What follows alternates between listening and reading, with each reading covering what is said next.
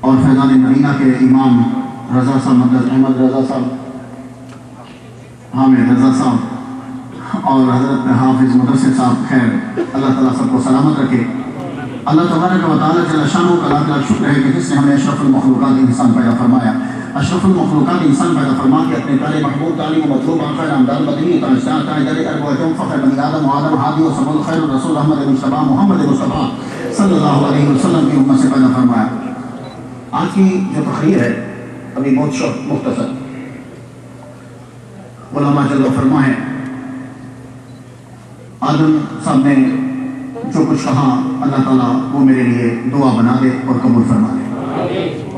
یہ ان لوگوں کی محبت ہے، یہ ساری انتظامیہ بہت پیار کرتی ہے مجھ سے، اور ان کے پیار کی وجہ سے سلسلہ چل رہا ہے۔ اللہ تعالیٰ تمام مساجد کی انتظامیہ اور ان کے علماء کرام میں محبت اور گہری فرما دے۔ اللہ تعالیٰ نے قرآن مجید کو لیلۃ القدر میں اتارا ہے۔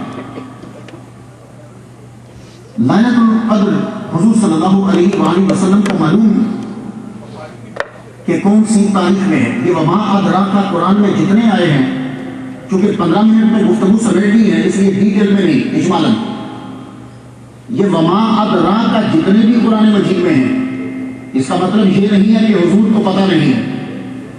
جتنے ادراک ہے وہ سب کے سب محمد صلی اللہ علیہ وآلہ وسلم جانتے ہیں۔ حضور کو پتا ہے کہ لیلۃ القدر کس اسپیشل رات میں کس رات میں ہے، اور حضور بتانے کے لیے نکل بھی کھڑے ہوئے کہ میں اپنی امت کو بتا دوں کہ یہ اسپیشل رات ہے۔ آگے دو بندے لڑ رہے تھے، حضور صلی اللہ علیہ وآلہ وسلم کو بھلا دی گئی، بھولے نہیں، میرا نبی بھولتا نہیں، بھلا دیے گئے۔ کیوں؟ یہ تم پر احسان کیا۔ اگر لیلۃ القدر معلوم ہو جاتی کہ آج رات اسپیشل یہ لیلۃ القدر ہے، تو ایک تو تم لوگوں کی نظر میں اس کی اہمیت نہ رہتی۔ جمعرات کتنی افضل رات جو جمعے کی شب ہے، ہماری نظر میں اس کی کوئی اہمیت نہیں۔ شب برات سب کو معلوم ہے، کتنے لوگ جانتے ہیں۔ عید کی رات کتنی افضل رات ہے، سب کو معلوم ہے، کتنے لوگ قدر کرتے ہیں۔ بڑی عید کی رات کتنی افضل ہے، کتنے لوگ قدر کرتے ہیں۔ تو کہا لیلۃ القدر کو چھپا لو، یہ بھی آپ پر احسان ہوا۔ کیوں؟ جو لیلۃ القدر میں عبادت کرتا ہے وہ 83 سال 4 ماہ کی عبادت کے برابر ہوا۔ اگر تم نے ڈالر خرچ کیے تو گویا کہ تم نے 1000 ماہ ڈالر خرچ کیے۔ اگر تم نے آج کھانا کھلایا گویا کہ تم نے 1000 ماہ کھانا کھلایا۔ اگر تم نے کسی کو کپڑے پہنائے تو گویا کہ 1000 ماہ کپڑے پہنائے۔ اگر تم نے عبادت کی تو گویا کہ 1000 مہینے عبادت کی۔ تو اب تمہیں معلوم نہیں، اگر معلوم ہوتا تو اس دن گناہ کرتے تو گناہ بھی پھر چلتا 1000 ماہ تک۔ خدا نے احسان کیا کہ اس رات کو چھپا دیا کہ اگر کسی نبی کے کسی امتی سے گناہ ہو جائے تو اس بیچارے کو یقین نہیں ہے، پتہ نہیں ہے، اس کے لیے رحمت کا دروازہ بند نہ ہو، پھر بھی اسے امید ہو چلے۔ تو اس لیے بجائے اس کے کہ نبی پر اعتراض کرو کہ نبی کو بھی لیلۃ القدر کا نہیں پتا، خود اپنے آپ کو دیکھو کہ نبی کے صدقے سے خدا نے بچا لیا۔ لیلۃ القدر میں قرآن مجید پہلے آسمان پہ آیا، زمین پہ نہیں آیا۔ اس کو زمین پہ آتے ہوئے 22 سال 8 مہینے 4 دن لگے ہیں۔ یہ پہلے آسمان پر لیلۃ القدر میں آیا ہے۔ تو اس لیے میں کہتا ہوں شان نزول پہلے نہیں ہے، قرآن پہلے ہے۔ اگر شان نزول پہلے ہے تو انا انزلناہ فی لیلۃ القدر پھر کیا ہے؟ اور اگر انا انزلناہ فی لیلۃ القدر ہے تو پھر شان نزول پہلے نہیں ہے۔ ہاں، رب نے موقع بنا دیا کہ ان کو یہ چیز یاد رہے، اس لیے قرآن شان نزول کا محتاج نہیں ہے، یہ یاد رکھیے گا۔ وہ تو موقع کے اگر شان نزول ہے تو پھر قرآن ہے، تو پھر انا انزلناہ فی لیلۃ القدر کیا ہے کہ پوری ایک رات کے اندر قرآن مجید پہلے آسمان پر آیا۔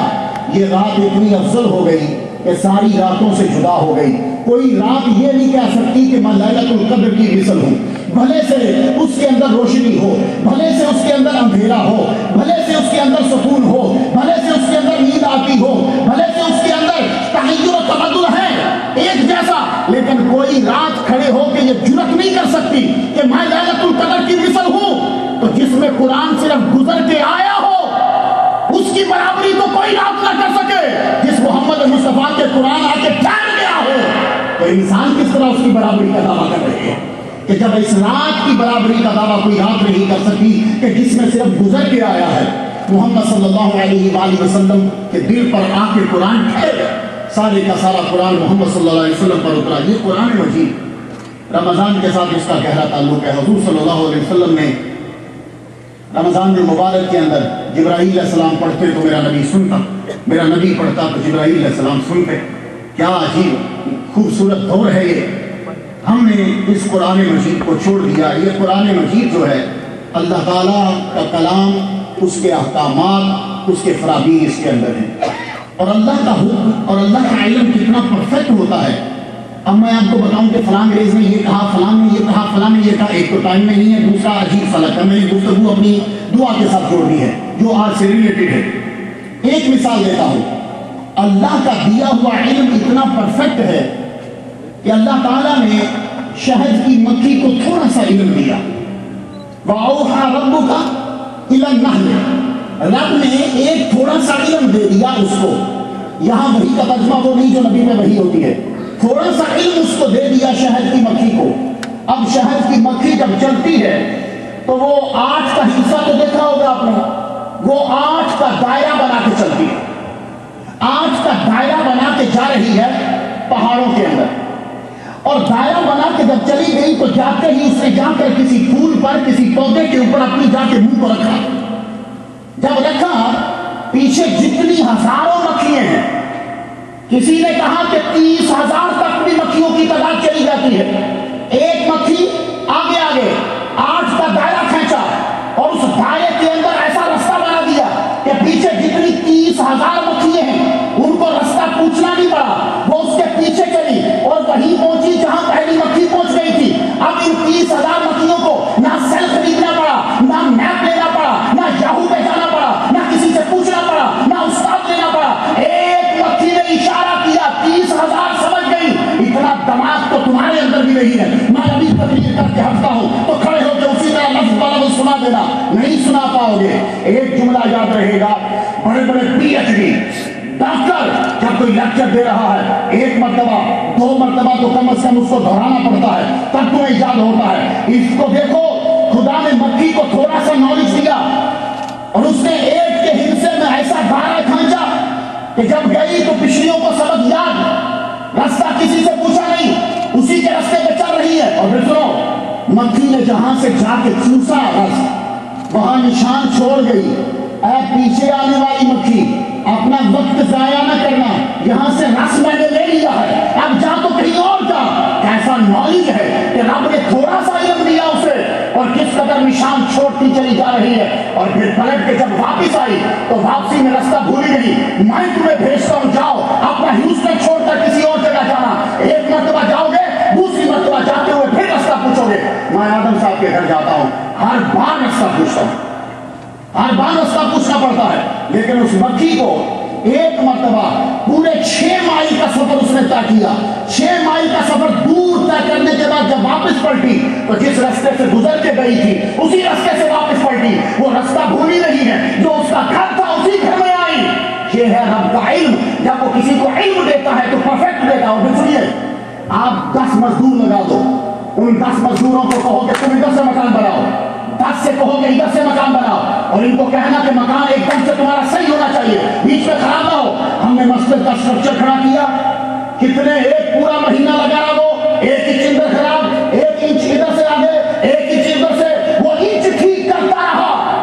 اس کو کتنے $1000 دیے کہ جب مسجد کا اسٹرکچر کرا ہو تو 1 انچ کا فرق نہ ہو۔ میں چیلنج کرتا ہوں، جاؤ پوری دنیا میں شہد کی مکھی ادھر سے گھر بنانا شروع کرے گی، نیچے والی ادھر سے بنانا شروع کرے گی، اور جب آپس میں ملیں گی ایک خانہ بھی خراب نہیں بنا ہوگا۔ یہ ہے خدا کا دیا ہوا ہے۔ مجھے زیادہ ڈیٹیل میں نہیں جانا، مجھے دعا مانگنی ہے۔ جس نے مکھی کو علم دیا تو وہ اتنی پرفیکٹ ہو گئی۔ اور پھر سنو، یہ AC چل رہا ہے، ٹیمپریچر پھر بھی خراب ہے، کئی پسینے میں چل رہے، کئیوں کو سردی لگ رہی ہے، میں اس کا ٹیمپریچر صحیح نہیں کر سکتا۔ مکھی جب گھر بنائے گی، تو نے AC تو اب ایجاد کیا ہے، شہد کی مکھی جب اپنا چھتا بناتی ہے ٹیمپریچر ایسا ہے، نیچے آگ چلا اندر اتنا ہی ٹیمپریچر ہوگا، باہر ٹھنڈ ہو جائے ٹیمپریچر اندر اتنا ہی ہوگا۔ یہ شہد کی مکھی کو تھوڑا سا علم دیا، ہم نے شہد کی مکھی سے پوچھا سوال